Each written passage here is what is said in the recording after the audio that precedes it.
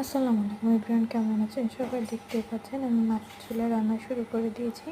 দিয়ে দিলাম কড়াইতে তেল আর পেঁয়াজ, খুব ভালো করে ভেজে নিচ্ছি। একটু ভাজা ভাজা হলে আমি এর মধ্যে কিছু মশলা অ্যাড করে নিব। মশলাটা খুব ভালো করে ভেজে নেব, সাথে কিছুটা লবণ অ্যাড করব। তারপরে মাংসর মশলা কিছু অ্যাড করে আমি খুব ভালো করে কষিয়ে নিলাম। তারপরে এর মধ্যে আমি মুরগি অ্যাড করব। মাংসটা অ্যাড করে দিলাম। মাংসটা খুব ভালো করে নেড়ে খুব ভালো করে কষিয়ে নিব। ঢাকনা দিয়ে দিতে হবে অবশ্যই সিদ্ধ হওয়ার জন্য। কিছুক্ষণ পর দেখতেই পাচ্ছ মাংসটা খুব ভালো সিদ্ধ হয়ে গিয়েছে। এবার আমি এর সাথে সিমের পিস অ্যাড করে দিব। খুব ভালো করে নেড়ে নেব।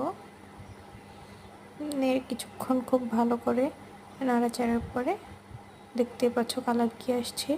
এর মধ্যে আমি এবার পানি অ্যাড করে দিব। তারপরে কিছুক্ষণ নাড়াচাড়া করে তারপরে নামিয়ে নেব। হয়ে গেল আমার রান্না। আল্লাহ হাফেজ।